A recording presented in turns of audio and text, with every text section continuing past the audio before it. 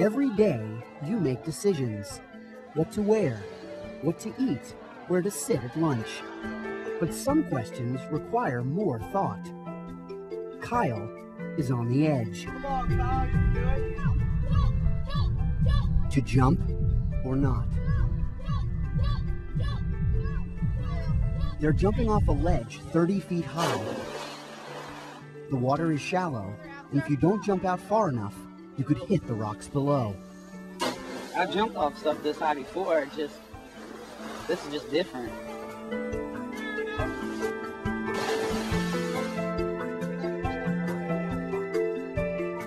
Then jump, come on, let's get it over with.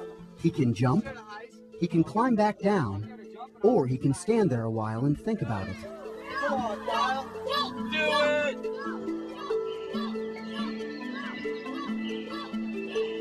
Kyle isn't wearing any safety equipment. He could get hurt. He could hit the water the wrong way, or hit the river bottom too hard, or hit a rock on the way down. But if you back down, some will say you were afraid. On the other hand, when somebody jumps, the other kids cheer. And besides, a leap through the air might be exhilarating. It's really cool, and it's like a high, but for me it is. Just to know that you're not being good. It's two feelings. You know it's wrong, but it's like the greatest feeling in the world because you have a bunch of people behind you. No.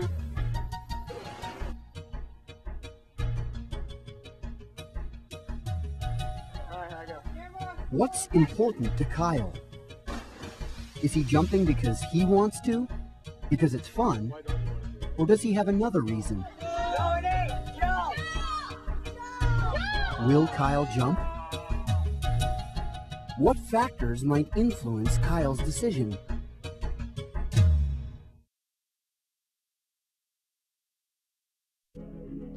Every day of your lives, you make decisions, and every decision is influenced by a variety of factors. Lori faced a decision a lot of high school kids face. How far should you go to get ahead? To stay ahead in the face of intense competition. So this is our team at one of the championships when we're doing the pyramid here. Lori started competitive cheerleading as a sophomore in high school, and her team won 3rd place at nationals that first year. She was small, so they made her the flyer, the one thrown up into the air. It's like your little 5 minutes of fame. She loved it. But then, a girl smaller and 5 years younger started trying out for Lori's spot. And she was like here on me, and she's probably about like at the most 90 pounds. Lori decided to take diet pills to make sure she didn't lose her place on the team. I took 2 of these every morning and then 2 again every afternoon. But those pills contained a stimulant, ephedra. I was dizzy, I felt sick to my stomach, thought I was going to throw up all the time. I wasn't hungry, I couldn't eat, and if I tried to eat, I felt even more sick. I would go to cheer and I was tired and I was shaking. She wasn't thinking about anything but her immediate goal, to lose weight. She didn't think about other consequences. It's the mistake a lot of people make. Trey used to drive too fast. I guess I was just living the moment for what it was then and not for the future. Not thinking about the future as most kids do. With cars and alcohol and drugs, some kids like to take risks. You don't feel like you can die or anything. It's just, whatever you do, you're not going to be hurt by it. But why? Why would Lori or anyone else take a chance with their life or their health? Kids think themselves invincible. Nothing can happen to them. It may happen to others, but it's not going to happen to them. That may be partly due to age. The part of the brain responsible for judgment and impulse control, called the prefrontal cortex, is still developing during the teenage years. The brain matures all the way up into adolescence, and in some cases into young adulthood. So, it may not be until you're in your 20s that the brain is fully developed, and you're capable of carefully weighing risks. The comparison with respect to how they negotiate decision-making, how they engage in behaviors, what their motivation level is, will be different for an adolescent that's transitioning to adulthood. To Lori, the risk of not making the team was greater than the risk to her health. But during her senior year, she dislocated an elbow during a stunt. That's when she decided to stop taking the pills. I just realized that it's not worth the health effects to like put your health at risk to lose weight for sport. I'd rather be alive and not be really skinny than try and hurt myself.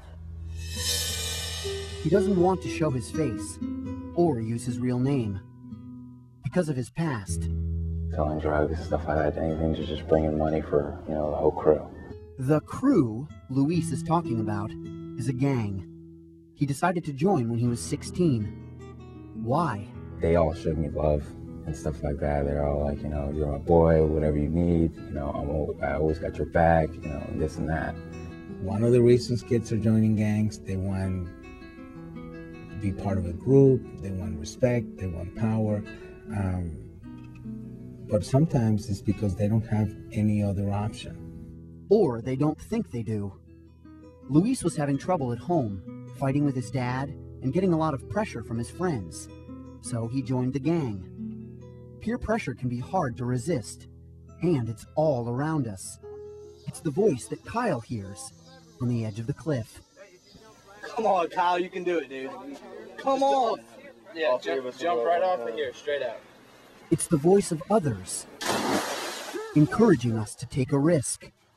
All young people are exposed to peer pressure, but the challenge and part of growing up is learning how to deal with it, how to be true to oneself, and how to make good decisions.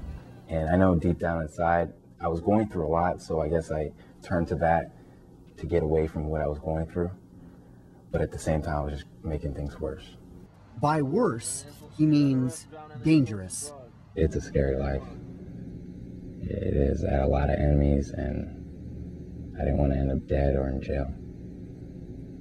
I wanted to use the talent that I was given to do something positive.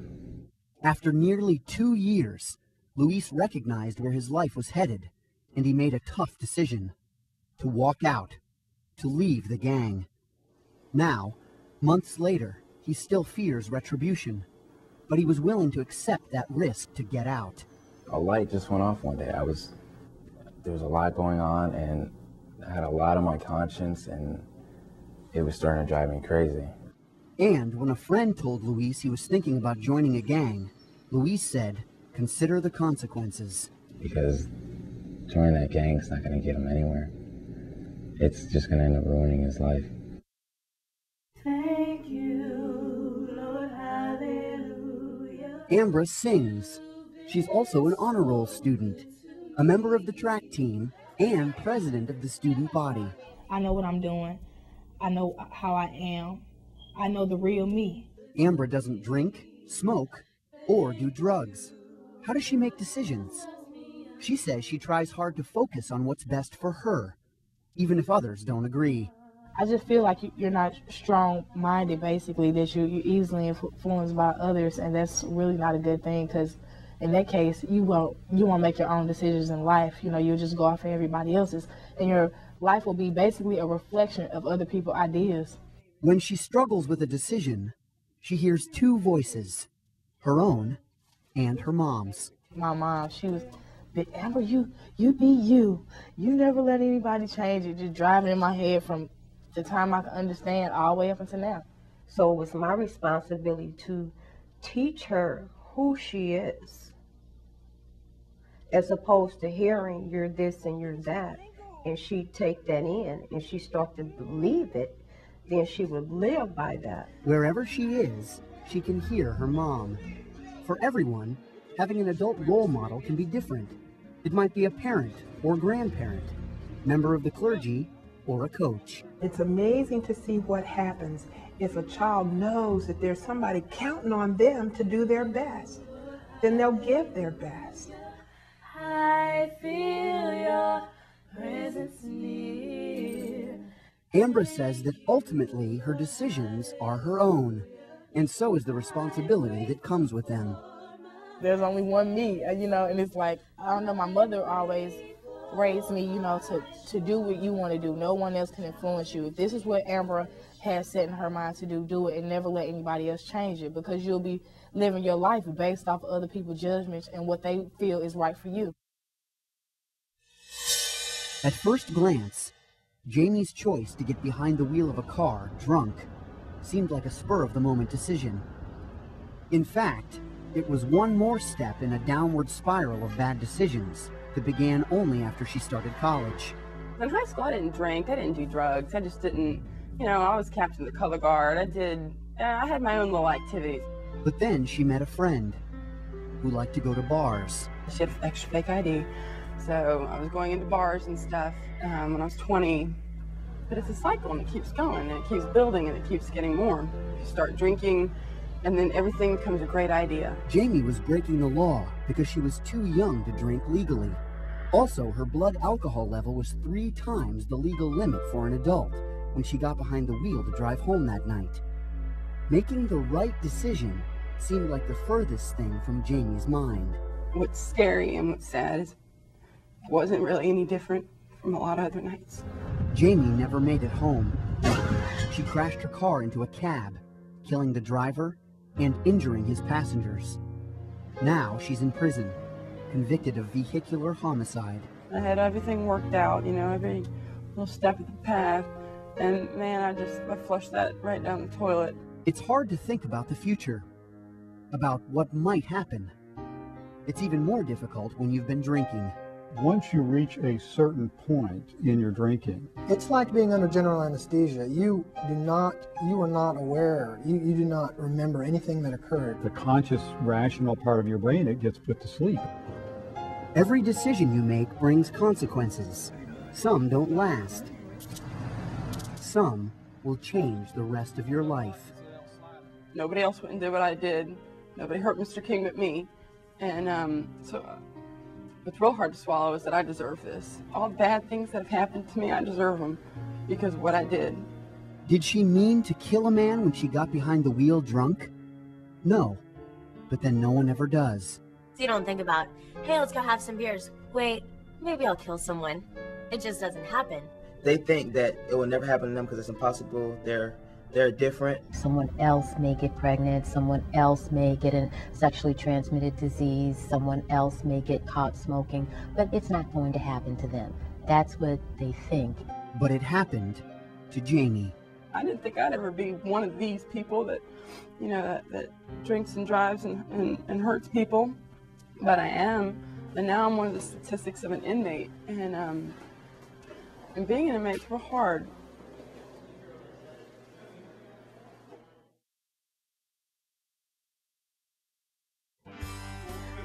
With so much going on in our lives, we're making decisions constantly, sometimes without even thinking about it. Sometimes, focusing on the end result can make a hard decision easier. We can also learn from a bad decision and make it right, like Lori. And Luis leaving his gang, resisting the pressure to go along with the crowd. And some, like Ambra, who've chosen a strong role model to guide them. No matter what the decision, make it with a clear head, unclouded by drugs or alcohol. Jamie learned that lesson too late, after a man died, after her life was put on hold. Now she has a new perspective on what happened that night. It didn't happen to me, I let it happen to me. And that's what people gotta realize, is that you decide yourself if you're gonna let it happen to you. Kyle is still on the ledge, but he's made up his mind.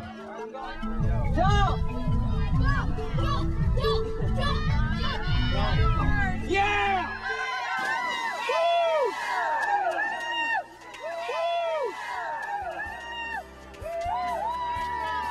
He's okay, but still he might wonder, was the applause worth the risk? Did he jump because he wanted to? Was he worried that his friends would say he was a chicken for not jumping? And what kinds of friends are those? Any decision you make may bring a question. At the end of the day, you have to be able to say, did I do the best that I possibly could? A lot of kids do know the difference between right and at least like totally wrong. So a lot of times I think kids are able to catch themselves before they completely fall off the cliff. What would you have done in Kyle's situation? Why?